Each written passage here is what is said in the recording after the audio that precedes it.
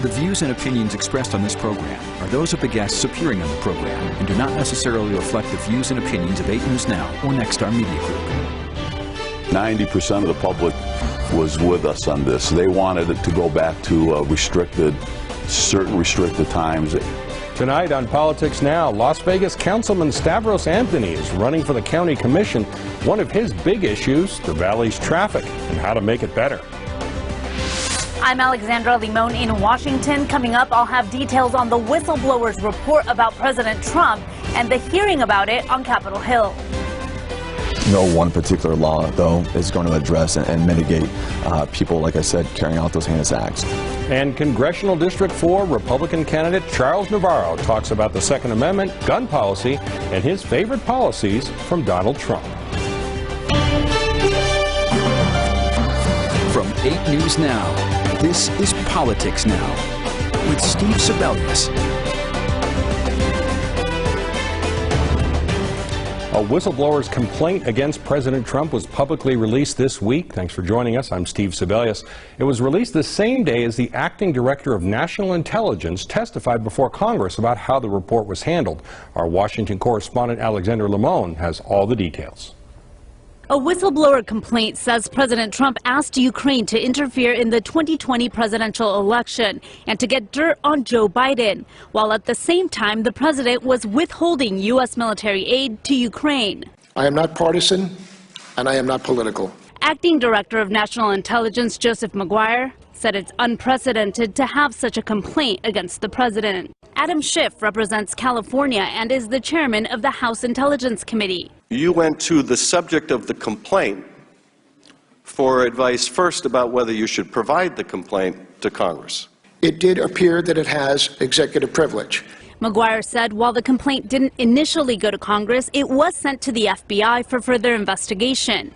Utah Congressman Chris Stewart defended Maguire. I will say to my colleagues sitting here, I think you're nuts if you think you're going to convince the American people that your cause is just by attacking this man. Maguire told lawmakers he does not know who the whistleblower is, but that he is working with the Inspector General's office to protect that whistleblower, which is required by law. I believe that the whistleblower and the Inspector General have acted in good faith throughout. California Congressman Devin Nunes says the complaint hasn't been completely verified. One of the quotes they're going to use from you is you saying that this was a credible complaint. That will be used and spun as you're saying that it was true. In Washington, Alexandra Limon. Well, also this week, that whistleblower complaint led House Speaker Nancy Pelosi to say she is starting an impeachment inquiry.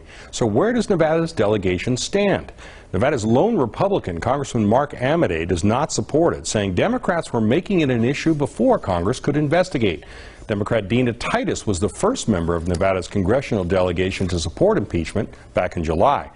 And this week, Representatives Susie Lee and Stephen Horsford both joined her in support of the inquiry. It's very alarming. The president's request of Ukraine to intervene in the 2020 election in order to get dirt on a political rival goes against his oath of office.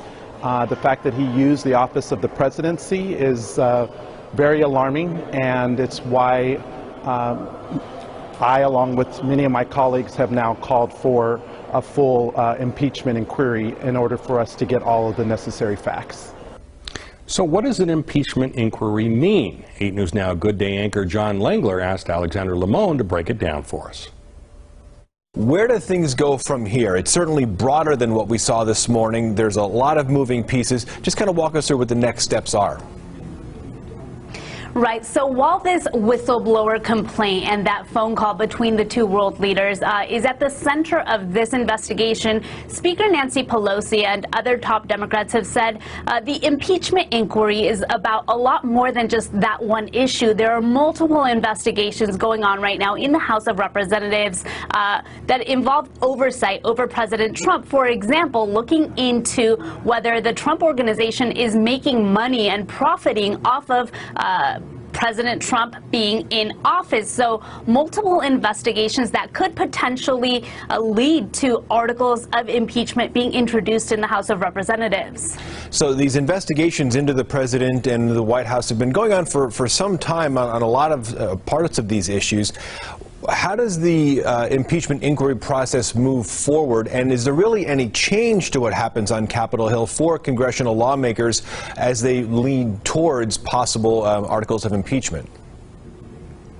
It appears that Democrats think that this has reached a tipping point or a turning point. We may, hear from the whistleblower, but what happens after an investigation wraps up, if Democrats find that there is evidence there to move forward with impeachment, then the House of Representatives would vote on articles of impeachment, and they would need a simple majority, 218 votes, to move forward with that. And if that happens, that's essentially like the legal equivalent of an indictment, and that indictment would be sent over to the U.S. Senate, and then the Senate would hold a trial of the President of the United States, and the Supreme Court Chief Justice would preside over that, and then the U.S. Senate would vote on whether to remove President Trump from office. And they would actually need a 2/3 supermajority vote in order to do that, and that's a final decision. If that were to happen, President Trump couldn't, try to fight back in any sort of way. It is worth noting, though, that this has never happened in the history of the United States. For example, in the Clinton impeachment,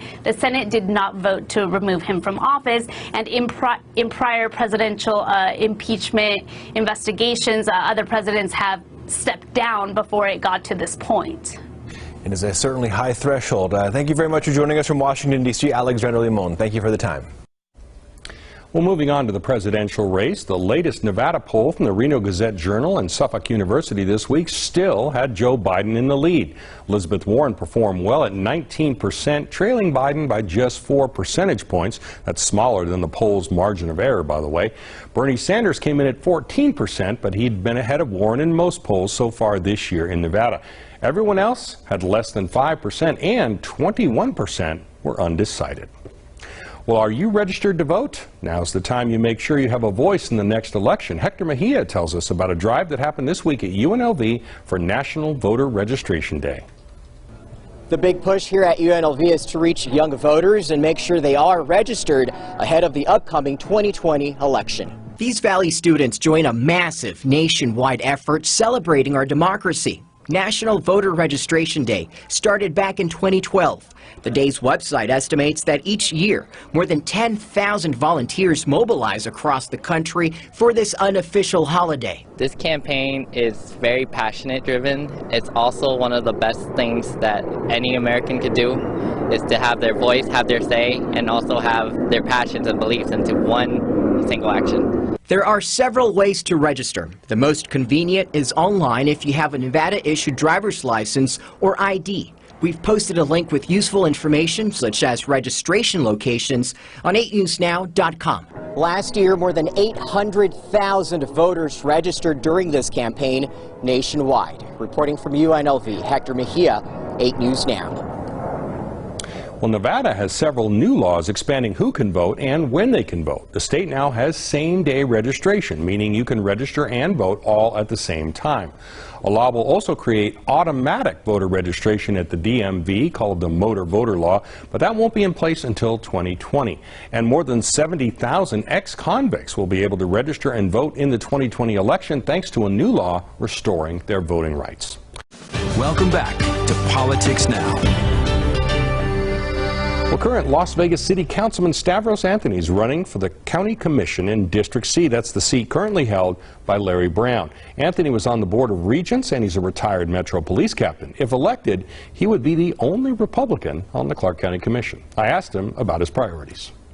What do you think your top priority would be? What's the biggest need in District C that you would address if you got elected? Well, the most important priority for me, whether it's on the City Council or whether it's on the County Commission, is neighborhood integrity. Because really the most important thing that people have is their neighborhood, where they live, where they raise their kids, where they walk their dogs, where they go to the park, where they work. And people want a safe, organized community that they live in. They don't want graffiti, they don't want shopping carts, they don't want junk cars parked in front of their house.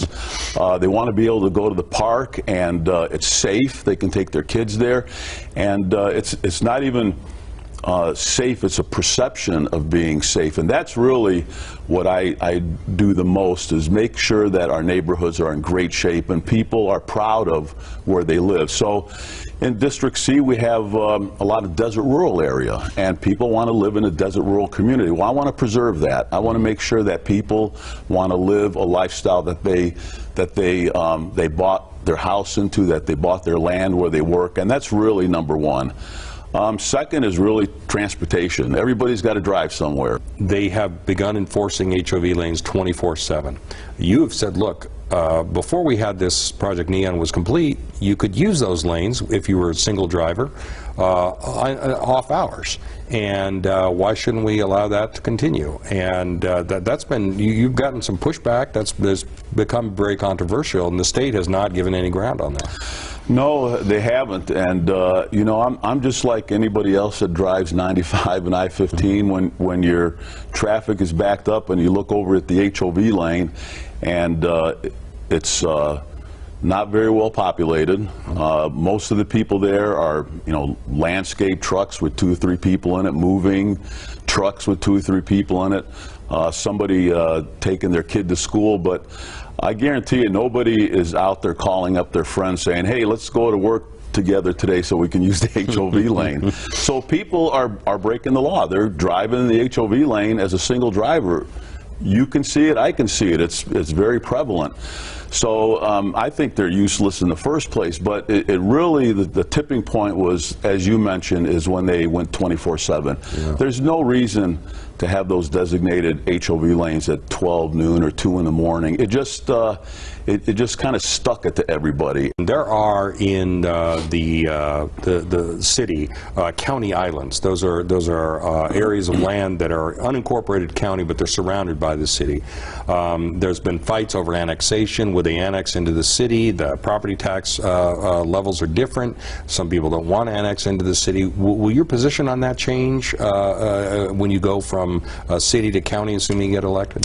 My position on the City Council and my position on the Clark County Commission is, if you do not want to get annexed into the city, you are not going to get annexed into the city. Mm-hmm. If you want to get annexed into the city and you request that, then we're going to accommodate you, because some people do want to get annexed into the city for sewer reasons, but I will not force anyone to that lives in Clark County to be forcibly annexed into the city of Las Vegas. I will fight that completely. I also asked Anthony about the county's oversight of child protective services and looking into child deaths. You can watch his answer to that question and the rest of our interview on our website at 8newsnow.com. You're watching Politics Now. We've been bringing you interviews with congressional candidates running in 2020. Republican Charles Navarro is among the challengers to Democrat Stephen Horsford for his Congressional District 4 seat. Navarro's a Navy veteran and current reservist, and he also worked with Hope for Prisoners, a faith-based organization helping prisoners transition back into society. We started off talking about federal lands and PILT, which is money the federal government pays to counties with federal land that's exempt from local property taxes. Do you agree with that? Do you think we need, the state needs to take over more management of the land? So when we're talking about the management of the land, I think a couple different things, right? Is that with what the federal government is saying at the moment is that they have too much land to even manage themselves responsibly. And part of that solution to that is turning it over to the state and helping in a cooperative way on the federal and the state to manage it together. If the federal government is going to retain these lands, though, I think it should be done in a more even way. So if, in comparison, right, out here in Lincoln County, 90% land owned by government, they get about 13 to 15 cents per acre. You look at New Mexico or Arizona out there, they get a dollar and change for each acre.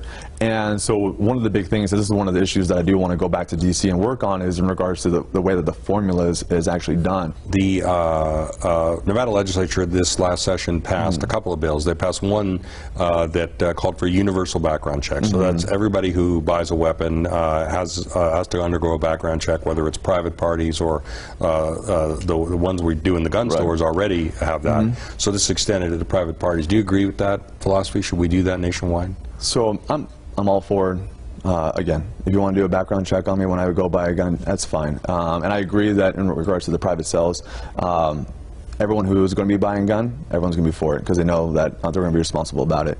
At the end of the day, though, too, no one particular law, though, is going to address and mitigate people, like I said, carrying out those heinous acts. They're going to find ways, and most of the crimes that were committed in regards to a lot of the shootings are always done by illegal guns anyways, through acquiring them in other channels. And so that's the unfortunate side of it all, though, right, is that there isn't just one law that we can write up magically that's going to end all of this. I mean, it'd be great if there was, and so we have to just take into consideration what it's going to do, the impact on overall the responsible gun owners. Would you want his endorsement in your race? Look, I'm happy to receive all the endorsements I've received already from a lot of local elected officials. There are phenomenal policies that he's been implementing. If he so deems to endorse me in my candidacy, great. If he doesn't, that's fine too. But nonetheless, I'm going to get out there and get my message to the constituents of this district, letting them know my policies, where I stand on issues, and what I intend to do for them in D.C., and let the voters understand me and who I am, and let that be that. Yeah. What do you think are the best things that he's done, things that you might say, hey, I agree with that, and I'll run on that agenda? So when you're looking at some of the good policies that he's actually started to implement, again, hitting back at the immigration stuff that he's done, though I believe in the end it needs to be done by the congressional delegation, and those individuals are the ones that actually need to write those laws that are going to be enforced to fix it. Secondly, though, the initiatives that he's done on prison reform, it's phenomenal. And through the First Step Act, and then now what he's going to be working on in the Second Step Act, where to what we were talking about before, and the importance of having community behind the rehabilitation of these ex-offenders coming out. That's going to be one of the main focuses in regards to the Second Step Act, and that in itself is going to be a huge win for that community out there. And again, giving second chances to everybody out there is well deserving, but the important part of it, though, is not necessarily so much giving the government behind it, but more making it a community effort. We can watch that full interview on 8newsnow.com. Look for the 2020 election interview section. You can also watch interviews with CD4 candidates, Republican Lisa Song Sutton, Jim Marchant, and the man who currently holds the seat, that's Democratic Congressman Stephen Horsford. Well, the former president of a local conservative think tank, the Nevada Policy Research Institute, is running for a state assembly seat. Andy Matthews plans to run for the District 37 seat. That seat is currently held by Democrat Shea Bacchus. There was an endorsement from former Attorney General and Governor candidate Adam Laxalt, along with backing from former Governor Robert List and former Lieutenant Governor Lorraine Hunt Bono, among others. Matthews unsuccessfully ran for a congressional District 3 seat back in 2016. Coming up, a look at the border wall. Our BorderReport.com team is checking out the spots where the fence is going up. They have a report from Arizona. That's next.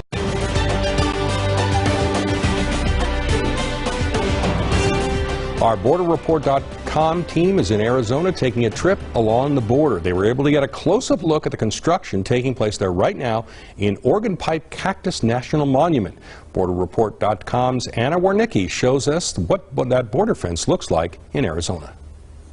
We put into our Google Maps where the construction for the wall started, but when we took a left off the main road, we hit a road close sign. If you look closely right here, it says it closed on August 22nd for border infrastructure construction activities. For acres in the Organ Pipe Cactus National Park, there's nothing but cacti. But as you drive closer to the Lukeville port of entry, the road signs turn into caution signs, warning visitors of smuggling and illegal immigration. And then, right before you can see the border, you can hear it. Construction for the border wall actually begins right behind me. Essentially, it's going to be an extension of what we're seeing right now, but we're only allowed to get this close to make room for the construction vehicles. But the construction doesn't bother the few locals who live in the area. Most of the people is concerned about the wall of nature. Hector Molina says he frequently crosses the Lukeville port of entry because it's easy.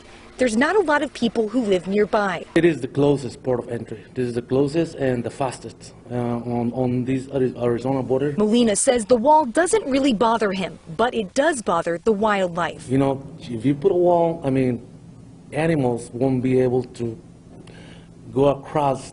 The fence here in Arizona looks a lot different from what we saw in California. This is only about 12 to 15 feet high compared to California, which was about 30 feet. But before this fence was built, it's a pedestrian fence. What you're seeing right behind me is a vehicle barrier, and we're seeing that all the way up and down the Arizona border. For BorderReport.com tour, I'm Anna Warnicki.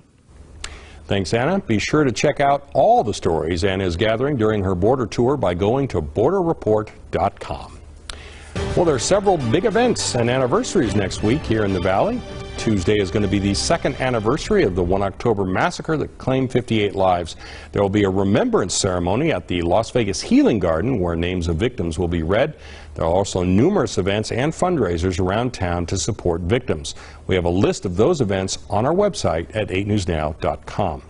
And on Wednesday, October 3rd, there will be the Democratic Presidential Candidate Gun Forum at the Enclave in Henderson. The top 10 Democratic candidates will be there in a town hall-style format, and we will be there to cover it. It is sponsored by MSNBC and gun control advocacy groups March for Our Lives and the Giffords Group. Well, that's our show. Thanks for watching Politics Now. If you have questions about politics, local, state, or federal, or comments or suggestions for the show, email me at sebelius@8newsnow.com. Stay up to date online and watch us right here every Saturday. Right now, stay tuned for your local news, and we'll see you next week.